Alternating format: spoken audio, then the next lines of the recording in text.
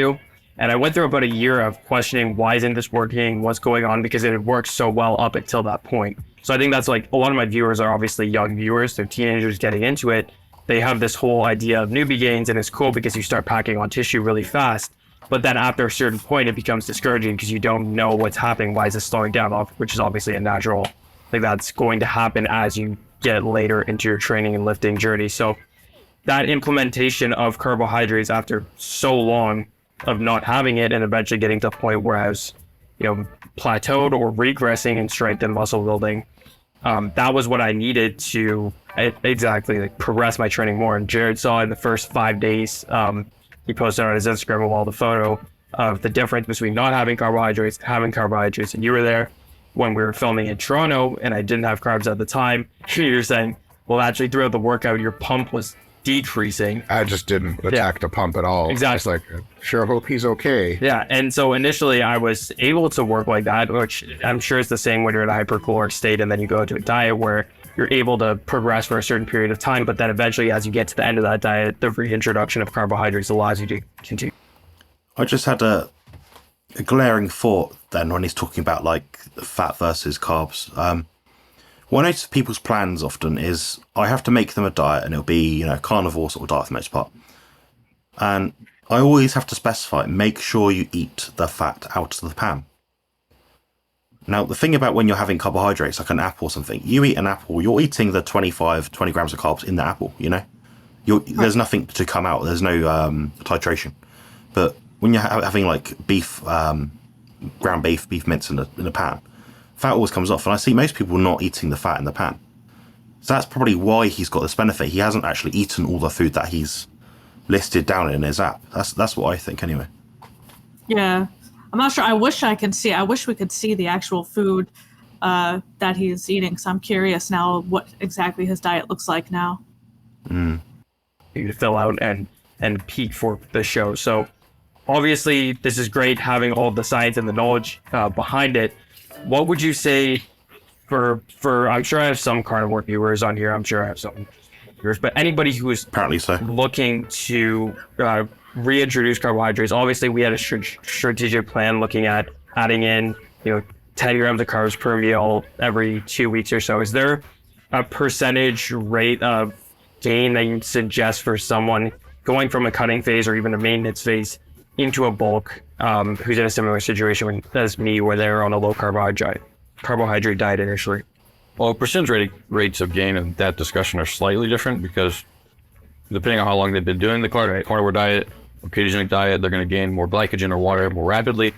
So if you've been doing it for a very, very long time, something similar to what we did is very intelligent. If you've been doing it for like a couple months and you're like, dude, fuck this, just like a percent rate gain for the first couple weeks is absolutely fine, especially if you were dieting down super fucking hard. Yeah. So somebody who's going from a super massive cutting diet into maintenance or trying to get out of that super harsh low body.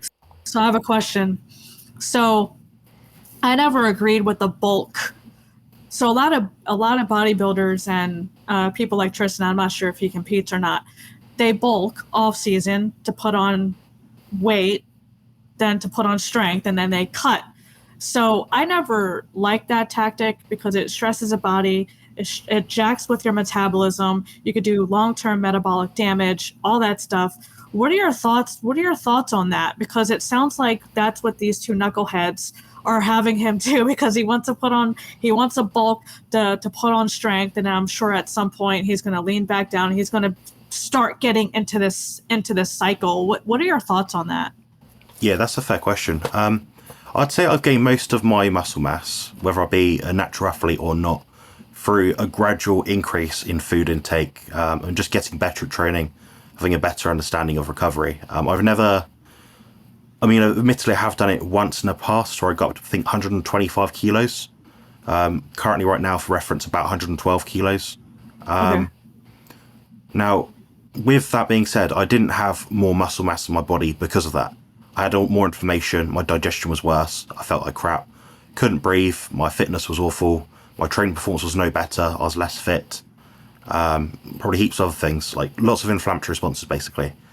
Now, what I think people should do, so probably anyone that's watching this, whether they be someone trying to build muscle or just go to the gym or whatever, gradually increase your food intake alongside what your appetite tells you. I think you have to add layers to the mountain bit by bit by bit. Now, as you get more advanced, say like my sort of muscular size, my musculature, you'll find that you have to almost eat a bit more than you would previously to still get that growth. What I find is my metabolic rate is highly adaptive. So like they kind of said earlier, like when I increase my food intake, my activity level, my expenditure will slightly go up alongside that in your food intake. Now, to make sure that I exceed that, so I have some raw material to build muscle, I actually have to eat slightly more. So that's how you get into the lines of people my size will eventually have to, by default, gain significantly more weight to continue building muscle. That's where bodybuilding becomes unhealthy. Right. So I'm saying that's how someone does it, but it's not necessarily optimal for health. So to build enormous amounts of muscle mass past the 4, 5, 6 years of natty gains, you do end up having to take a risk in that kind of sense. But for the most part, most people watching this, you just have to follow your appetite and just eat a bit more. You know, you don't have to force it, I don't think. And in periods of time where like you're my sort of level, then yeah, you'll have to do mini cuts eventually down the road, just to regain some insulin sensitivity. And that's true whether you're carnivore or not. However, if you are carnivore, low carb, high fat, you'll find that you have a higher ceiling in terms of the food intake that you can have. Therefore, you'll still maintain some level of insulin sensitivity. So you can still bulk, but for longer periods of time, effectively. Okay. Yeah, that's what I was thinking. Like, it's not the way to go, and I fear this is now the new road he's gonna start going down and getting to that cycle. Yeah, he doesn't need to. He Right. doesn't need to at his level now. No. Yeah. Fat percentage realm, that percent gain is absolutely fucking fine right out of the gate. Like, the reverse dieting stuff is silly. You don't need to do it. You can go ahead and try to get your body fat back up from like 5% to 8 or 9% right away. It's absolutely okay. I'm okay with that, contrary to popular belief. I think reverse dieting for weeks and months on end is daft. I think it just serves to create binge eating issues. I think the idea isn't to gain loads of body fat fast, because that will cause issues with blood pressure, but the idea is to gain the weight that you need to gain back that you've lost, assuming you're at healthy body fat to begin with. Yeah, I agree. If you're coming from a carnivore diet and you were dieting down a carnivore diet and you had mastered a carnivore diet and whatever, like I said, something like what we did is really good. Maybe just replace something that Tristyn did, we didn't talk about yet. He kind of was already implementing this strategy where he was doing fruits and stuff around his workouts, where he was doing like 100 grams of carbs around the workout, mostly fruits, things like that, implementing some vegetables. And I just took that and we added to it a little bit, just like pair your workout, just like we just said. Again, that's just the best time to do it. So you're taking the carbs and you're going in, you're training really hard, which is a catabolic process.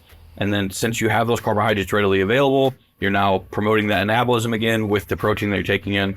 So something like that structure is a really good idea. And if you're just coming out of a diet and you're super fucking lean, go ahead and get your body fat back up to a healthy percentage. It's a pretty intelligent idea. But Mike, you have anything to add to that? Yeah.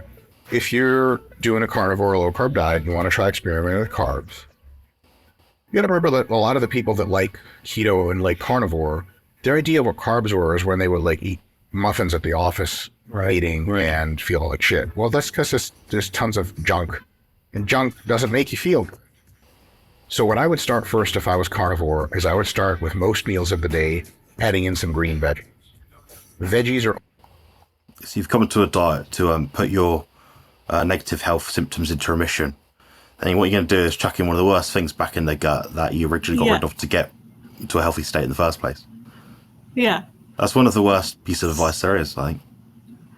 I mean, I agree that there are people who are more tolerant to things than others. But he spent the entire first part of the video talking about all the benefits of the carnivore diet and all that. And then he spent the rest of the 3/4 of the video so far propping up carbs and just negating everything he said in the beginning of the video. Yeah. I think the brain fog's, he's a bit confused again. Are you picking up on that though? It's like he started off strong and now all of a sudden, a high carb diet is the way to go forgetting everything he said in the first few minutes of the video. It's like a complete 180. It's psychological warfare in some of these videos. Yeah. That's just what they do. That's what they do. They try to sit there with an open posture to sound like inviting and smart and intelligent, and like they'll put Dr. Mike Israetel in the title. He's a professor in exercise physiology or something like that. He's not a doctor as we know it. He's not like someone you'll go to see to get pills off, basically. Oh yeah. So I think they do play on that a little bit, but it's just it's like one of those kind of things for me. Almost unanimously by every medical and nutritional organization deemed as intensely and insanely healthy. The fiber is good for your health. There's tons of phytonutrients. So, Nicole, you're like this. So I got my degree in human nutrition, and in my country, it's called like the Association for Nutrition. To be a member of that, even with my degree, my qualification, I have to pay a sum of money each year to stay affiliated with that association. The problem is, I've never actually implemented any of the guidelines they gave me at all. And I've actually found doing the opposite has been the best thing for me and my clients since. So, what does that tell you? That's the same with me now. And I am sure you learned this. I want to know how something is so beneficial for our health that wreaks havoc on not only our digestive system, but our hormonal health too. Like, we're losing hormones when we poop out the fiber. We're pooping out, like, we're excreting hormones like estrogen and stuff with it too. So I just want someone to explain to me, maybe doctor over here can explain how that's beneficial and why we need something like that in our diet. No one has yet to explain that to me. We'll have a listen and see what he says. Nutrients and plants that are amazing for your health. It's just going to make you better at everything. It's going to improve your digestive health, get rid of the shit a lot more. That's fun, that whole thing. And then so if that worked well for a week or two, okay, now you can start to introduce something like this meat, fruit, and honey experiment I did, right? My bowel movements were double the size, at least. How long did you spend on the toilet? Were you double time? Ages. Yeah. It took me a really long time. You could read a novel. I could probably read a novel and listen to a podcast. I could probably listen to this sort of thing back to front. He just said you're gonna shit more. Explain why that's a good thing. That means your body's You're just not wasting using. more. Yeah, your body's not using any of that stuff. You're just shitting. You're excreting it as waste. It's the age-old cleansing idea, isn't it, Nicole? The idea you're cleansing the body. Because if you just don't put the toxins in the first place, there's nothing left to cleanse. Yeah. Daft, isn't it? Daft. like some fruits. Fruits are typically very slow digesting. Apples, pears, peaches, etc. Very low glycemic. You're not going to get this. That's because it's going to your liver. Well, no shit. Like, oh my god. Yeah. Do you think these people understand nutrition?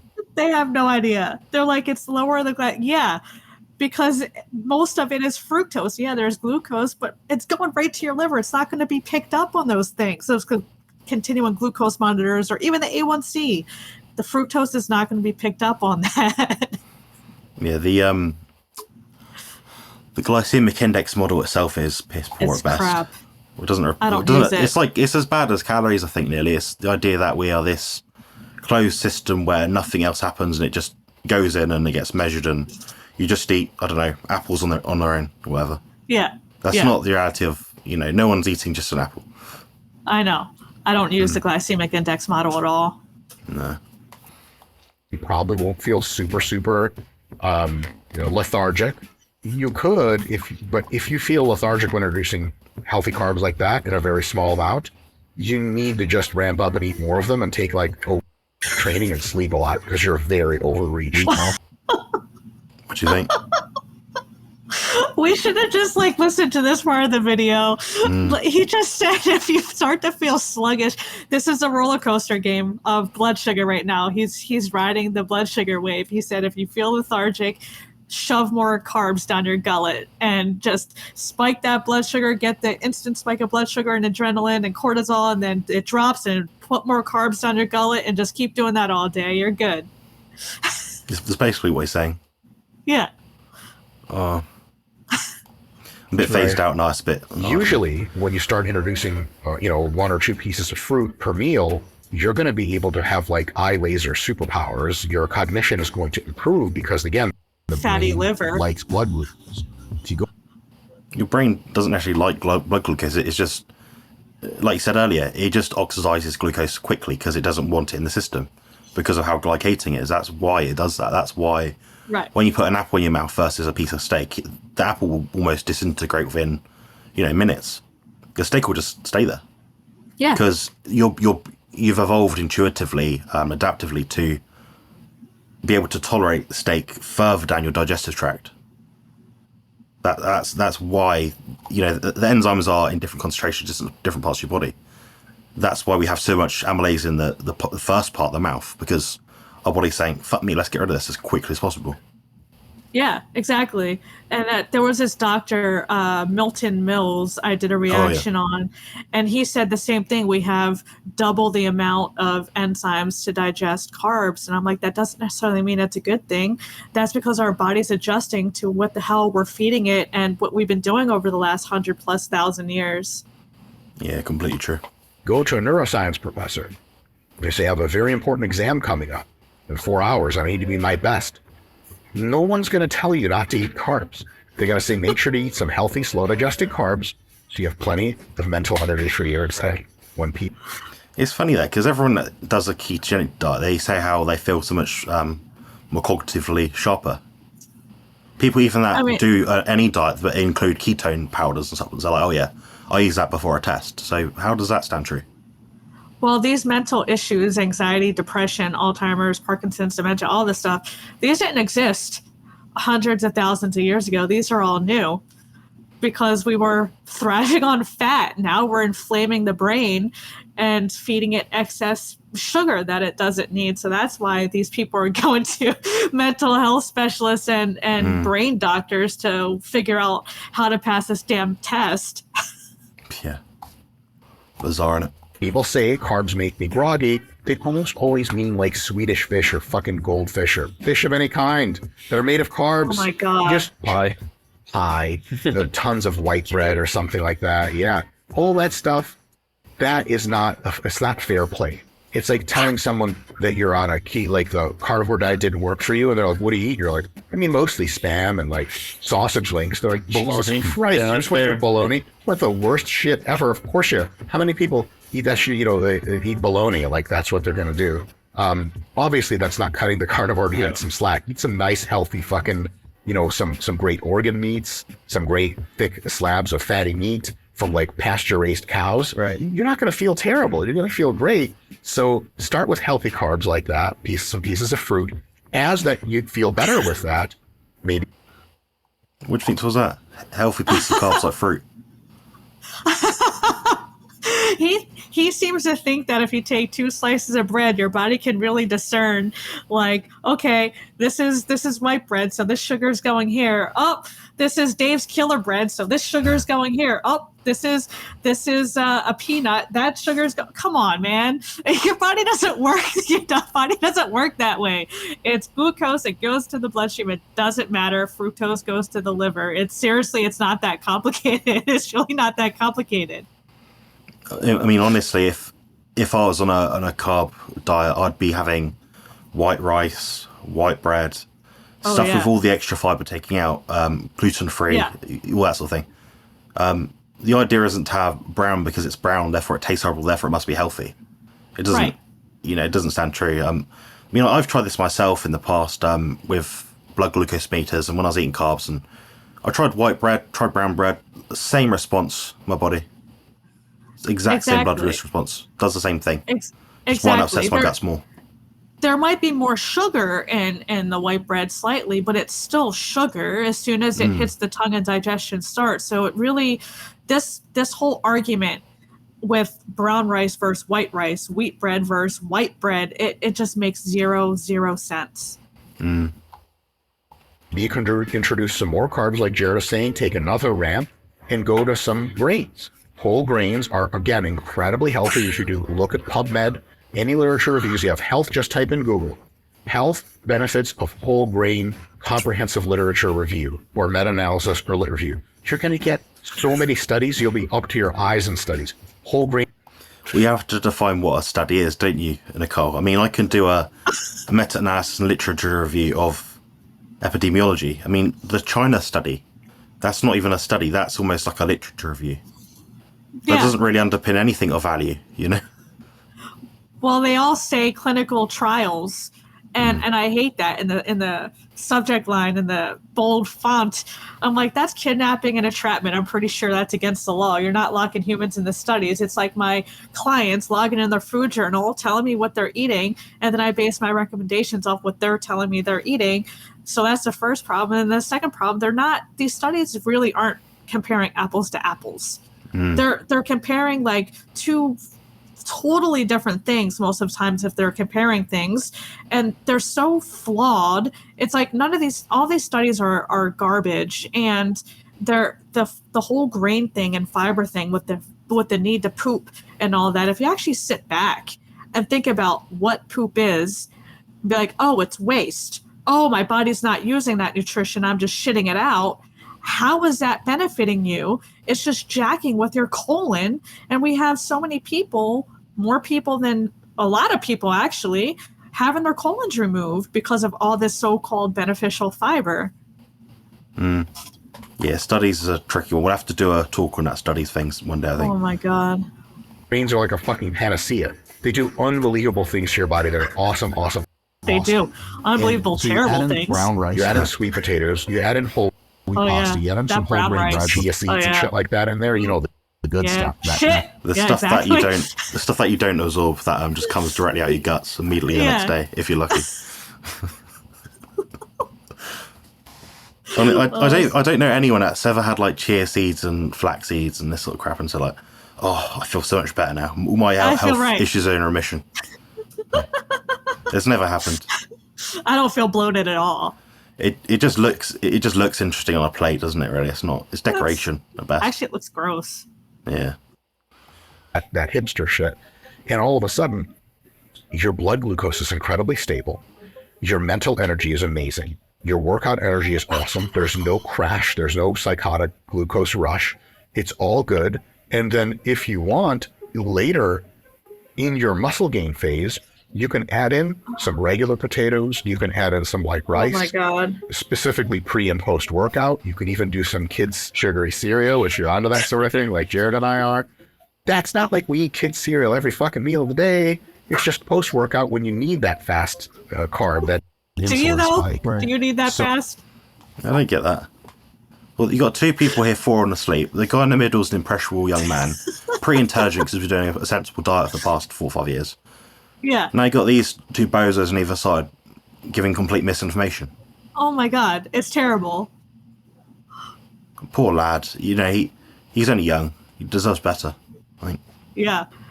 So mostly you just slowly go from veggies, then add fruits, then add whole grains, and then all of a sudden you're just eating a really good, healthy diet that includes all the great carnivore Plant-based meats that you were eating with some of those Basically, healthy saturated fats in the meats, but you're laying on top of that a lot of their stuff. That you're not And if you like absorbing those, now. maybe It's you can good. switch a little bit to leaner meats and try some healthy plant fats. Avocados, avocado oil, olive Tofu. oil. You can try nut butters. Natural nut butters are great. Nuts. I mean, Ooh, these are foods laden with that are oxalates incredibly and healthy, incredibly Lectins. Deuterium-raising performance things, boosting. lectins, fiber. And the scientific literature on them is like a 97-3 ratio of they're awesome versus some people just don't gel with them. Right. And I think a lot of folks who come to carnivore really just have like some pretty serious food aversions or allergies that they're dealing with, and they'll wipe an entire food group off the face of the earth where they should have just gone to carnivore as an elimination diet and then slowly try to reintroduce individual foods back, see which veggies, which fruits, which grains, which healthy fats gel well with them, and which ones maybe don't, and then find out over. What is the benefit, Nicole, of having such a varied diet with more foods in that exact period of time that you're feeding yourself versus having the foods that you just need to survive? Like, what's the point of having a varied diet? I mean, honestly, there's no point. I mean, I eat very, very minimal carbs. It's just ingrained in us that we have to eat the rainbow and we have to eat our fruits and vegetables since we were kids. That's what we've been taught. So I just think it's ingrained in us. I personally don't see a problem. I agree with carnivore diet is the, you know, the highest form of elimination diet. And if you want to tinker with carbs and see what vegetables affect you, cool, to each their own. I think leave the grains out, leave the starchy vegetables out for the rest of your life. If you want to eat some leafy greens and they don't affect you, if you want to eat some berries, cool. But in my opinion, starches and grains are the ones, starches for the blood sugar, and then grains, in my opinion, are the ones that wreak the most havoc on your digestion. So I think you should leave those things out permanently. But you don't need to eat carbs at all. You don't need it. It's not essential. And he's glorifying things that are non-essential. I don't think he understands how the human body works and what we actually need and what we absorb, like eating brown rice with a slab of steak. Great. You just muted out most of the crap you would normally absorb from the steak, because now you're reintroducing all these insoluble, undigestible grains. So I just don't think he understands how the human body works, and he's just pushing the same narrative everyone else is pushing. Very well said. Nothing to add to that. Perfect. For time, okay, I don't eat these foods, but all these other foods I can't eat. It improves your diversity of food that you're eating. It's healthier for you. Almost all nutritionists agree. Objectively. And another thing No, is, we like, don't. yeah, Vegans are really pervasive. You're two right here that say nutritionists. opposite. Yes, they're a lot of times ideologically biased. Yes, they will overvalue. What do you think those studies are that you did? Yes, they will purposefully undervalue in an insidious way how much animal foods can be good for you. There's this sort of political divide where most carnivores are just like all conservatives, and they think that the entire nutritional establishment is just the same left-leaning cuck liberal vegans. Seventh-day and I'm not Adventists, you entirely mean? wrong. Well, it is, to be fair. I mean, look at all the people or companies that fund these nutrition, health, dietary guideline associations. Well, yes, Yeah. it is leaning in that direction. Yes, they do support, I don't know, Pepsi Cola, Kellogg's, Nestle, whatever brand that, you know. Sugar here in the United States are the highest funded lobbyists in Washington, D.C. is the sugar industry. They have the most lobbyists on Capitol Hill. Which goes to show, doesn't it? Yeah. I think it is fair for us to say there is definitely a political bias. It's not, if you put aside left versus right versus central wing differences, I think that's got nothing to do with it. The thing is, we're looking at it objectively. We're saying, all right, all these people are well into their sugar. That's it. Right. People's health isn't getting better because of it. So what's the point? Literally, what is the point? It's a definition of insanity. Wrong. But the mainstream, non-politically biased, like Jared and I are libertarians. We don't give a flying fuck. We hate extreme SJWs and insane conservatives just the same. And we're here to tell you that the mainstream of science shows that you can eat all meats and be very healthy, and you can eat all plants and be insanely healthy if you just stick to minimally processed, awesome foods, meats that are minimally processed. Compared to that, and sure. you do veggies, and you do fruits, and you do whole grains, and you do healthy fats. And there's no political... Minimally processed. Okay, where do Lucky Charms come into this? What about rice and bread and all that stuff? They have to broccoli and Brussels sprouts. They have to process all those foods to make it safe for human consumption. We can't go and just eat a raw potato or raw anything without getting sick. And plus, all that stuff's man-made and sprayed with all sorts of pesticides and extra garbage on top of the toxins that are naturally contained. So all nuts, everything is processed to make it safe for human consumption before it hits the stores. So I don't know what he thinks he's eating. I don't know. What do you think about that? I think everything's processed. Grains, everything's processed. I think everything is either man-made to a degree to make it more tolerable, or man-made and processed to the point that's meant to make it hyper-palatable. So it's kind of like a half good, half get bad, but still like overall GMO. bad. Yeah. Over here, we... so the UK, or England where I'm from, is no longer part of the EU. However, in our legislation, we still have EU food laws. That doesn't permit, in the foods that we eat, so our farm animals, our fruits, vegetables, whatever, that is grown over here, none of them have pesticides, none of them are GMO. That's good. So that's quite unique. A lot of our beef over here is grass-fed, same with lamb. So we didn't have the same issues that you guys don't have did. to. Yeah. So we're in a different situation to what you guys are in. However, a lot of our food is imported, and it doesn't mean that those negative, potential toxic-ridden, contaminating foods can be put into our system through downstream. So, like, our beef can be fed GMO and pesticide-laden foods. Yeah.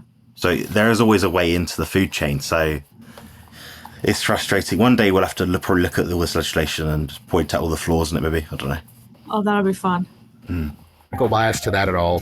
So no, you don't have to switch to veganism. And if carnivore works great for you, God bless you. It's awesome. If you're curious, try to slowly introduce some plant foods, the ones that work well for you. And you could a year later be like, man, I did really that for missed 3 out on days. a lot of awesome I had food. detrimental For health no good effects. reason at I all. think that's the But- biggest thing is that there's a demonization of all these things. It's like you gotta be afraid of insulin. Now you gotta be afraid of vegetables and fruits and carbohydrates, and so people are. You should be afraid of insulin. That's a huge problem. That's what I've always preached to my channel. Excess insulin Get is upset with me definitely a big because problem. carnivore diet for some time as if I was pushing it to people, but the truth is I was 13 to 20 years old, still learning and experimenting for myself. So that's the biggest thing, is that you need to experiment and see what foods work for you. And that was a big thing with re-implementing carbohydrates, was finding what foods are good on my digestion, which is obviously important when we're increasing food to the level that we are, and then what foods I feel best with on a daily basis. So for any of you viewers watching, hopefully you're able to learn something from both Jared Feather as well as Dr. Mike Israetel.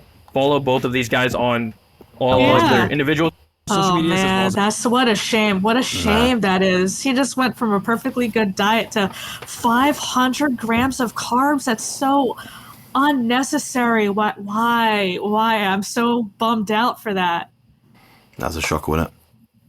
Yeah, that's a shame. Yeah. What a shame. Yeah, I don't think he's going to be at that new diet for very long. I think the thing is, he's now we've seen he's impressionable. He kind of summarized what they said. Yeah. So it might be that he sort of turns his head around the corner and thinks, oh, actually, this is a bit shit. But I just hope he can objectively look at himself and even subjectively just say, look, my health's getting worse at whatever point that happens to happen, and make a change of direction.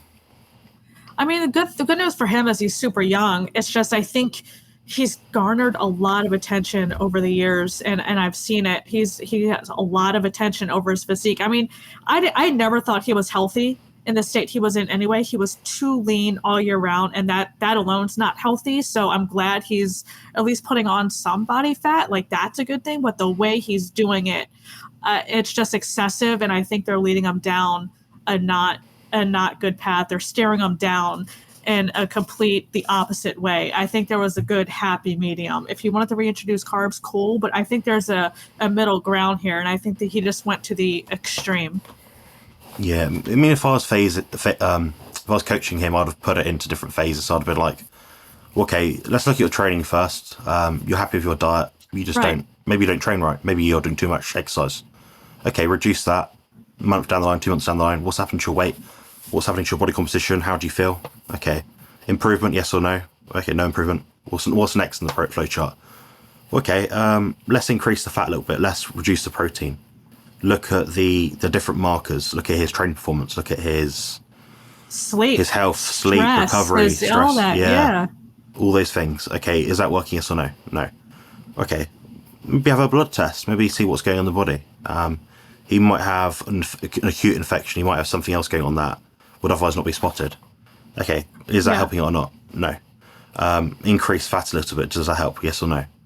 Oh, no, he gets digestive issues. Okay, maybe include some low toxicity carbohydrates.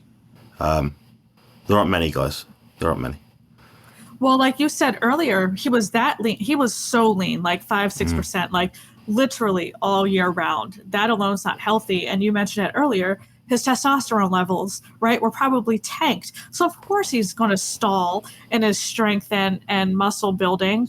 So I'm wondering where his test levels were at the time when he decided to transition to this new diet. I don't think it was his diet, 100% not his diet. It was his lifestyle. He wasn't eating enough. I think at one point he was like 1,800 calories or something on carnivore in one of the videos I saw. So he absolutely 100% was not eating enough, and he definitely was not eating enough fat, but it had nothing to do with carbohydrates. It was he wasn't eating enough. He was way too lean. I agree he needs to put on weight, but I don't think that the way he's doing it is the way to go.